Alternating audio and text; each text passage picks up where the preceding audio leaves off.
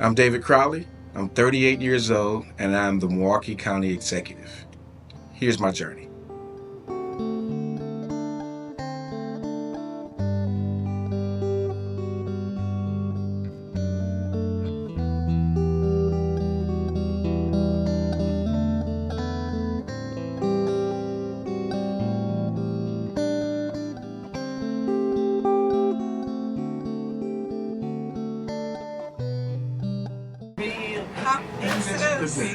The steak bagel meal with no onions. I will do a coffee too. Well, my McDonald's order is probably for breakfast when I can. Steak bagel with no onions. So right now we are heading to one of the very first homes I ever grew up in. And this was actually the very first home that me and my family were ever evicted from. It reminds me and keeps me humble to the fact that, like, this is the work that I'm doing. This is the reason why, particularly affordable housing. You can probably see I got my housing is a human rights sweatshirt on, and you know, being in this neighborhood, this particular experience, being over here for close to almost 8 years, really shaped who I am today. Before I got involved in community organizing and learning how to love myself and my community. Looking forward to going to the old neighborhood. Yeah, so this is the neighborhood that I grew up in. When we got evicted from here, I had to be about 13, 14. And that was the first time, but after that, it was just a span of evictions because, again, we moved from here to 24th and Lloyd. I don't think we were there for even a year. We got evicted, went back to my aunt's house, and then we moved on 29th and Walnut, which is not too far from here, and got evicted again. But when we got evicted from here, again, we had the dignity of being able to move our stuff into some family members' garages. But the other two evictions, we had to take the curb route, which is where, all your stuff is basically on the curb. And one particular memory I have is when all my friends basically helped us move. We went to, picked up a green trailer, and all my friends, every time we got evicted, they assisted me in some type of capacity. So people understood that, evictions was, it was somewhat normal, but the devastation. And so to have people to support us and helping us get our belongings so they wouldn't get stolen and being able to move it in a couple of hours was actually pretty impressive. So.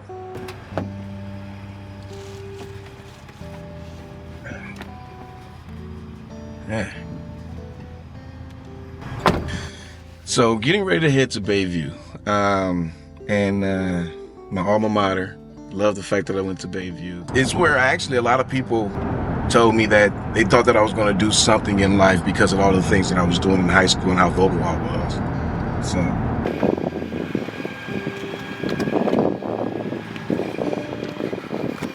Alma mater. And I remember, just doing my thing, hanging out in the cafeteria. And Urban Underground was recruiting at that moment. And a friend of mine, great friend of mine still to this day, Benny Patterson, and my mentor Reggie Moore were there at a table. And that particular program, it taught me a lot, but we had an opportunity to work on a community service project. And folks who understand, MPS, there's always been a feud related to, Bayview High School and Tech High School. But during my time at Urban Underground, a young woman at Tech High School, she died by the hands of her boyfriend. And she was murdered because I think at the time she wouldn't wear his ring. And so we decided that we wanted to do a community service project on domestic violence, particularly as it relates to teens. And that's actually how I got started doing community organizing. That was a moment when I realized that I wanted to do community work. I knew that I wanted to be on the grounds, figuring out ways to give back. Because for me, at that moment, I was reflecting a lot as an 18, 19-year-old that if it wasn't for folks like Reggie and Charlene Moore, I would not be here. And I think it's even fitting when I think about my own my background and how it directly ties into Milwaukee County.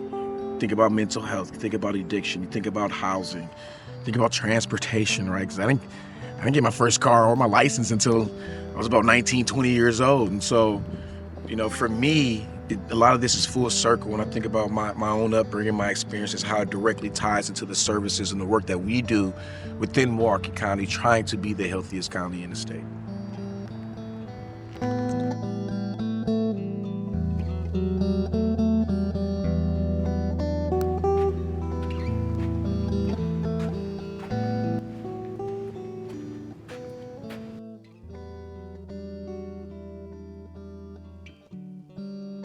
For the president.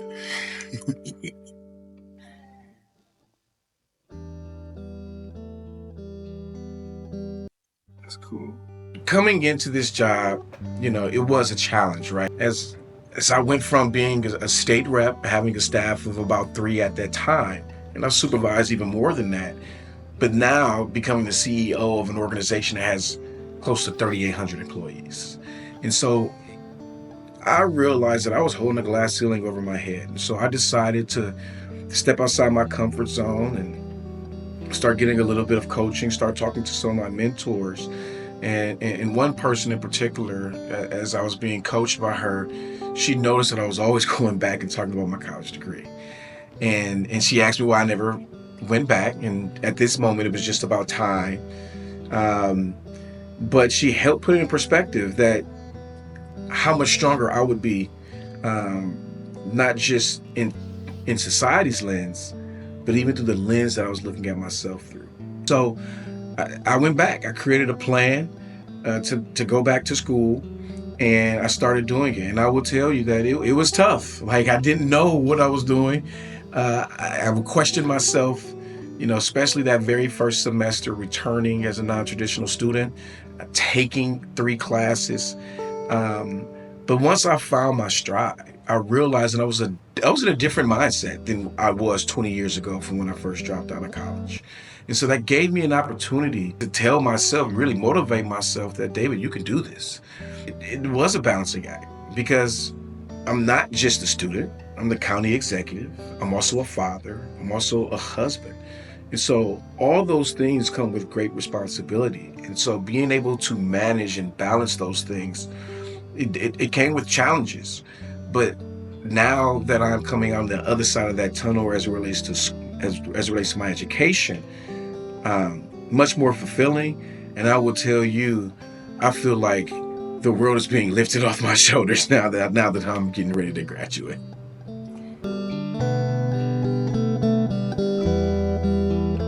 As you can see, this place is bustling with folks on a Sunday.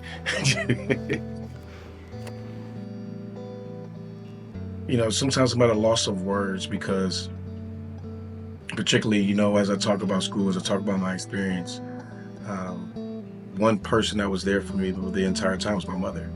And so I lost my mother a year ago, but, my mother's excitement, my mother's, how proud she was in me, that helped boost my confidence. That was fuel to the fire that I needed to keep my engine going and wanting to do bigger and better things for myself and for my community. And so being able to get my degree, even though she won't be able to see me walk across that stage, I know that she's smiling down on me. And I know that she's, telling me how proud I am every single day. But it is because of her memories, because of her inspiration, that I'm able to do this work, to be quite honest with you. And it sucks that she's not here with me physically, but mentally, emotionally, spiritually, she continues to pour into me every single day.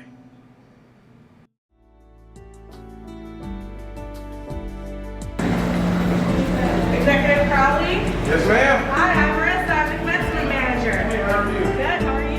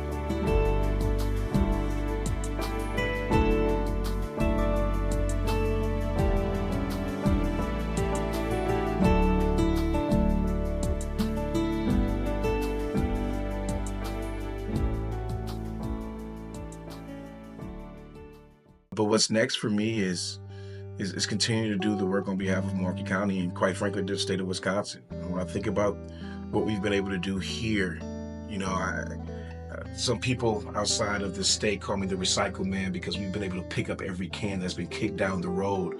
But I want to continue to do bigger and better things for everybody here in this community, but also know that what we do here has a ripple effect, not just in southeastern Wisconsin, but across the entire state. And so I have this charge, this internal charge, that it's my job to continue to build bridges, widen out this table as much as possible to where we can all sit down and really have a say-so in the solutions that's going to move our entire state forward. Because I do think that wherever Milwaukee County goes is where the state goes. And the stronger we are, the stronger the state will be. And so it's going to be about building relationships.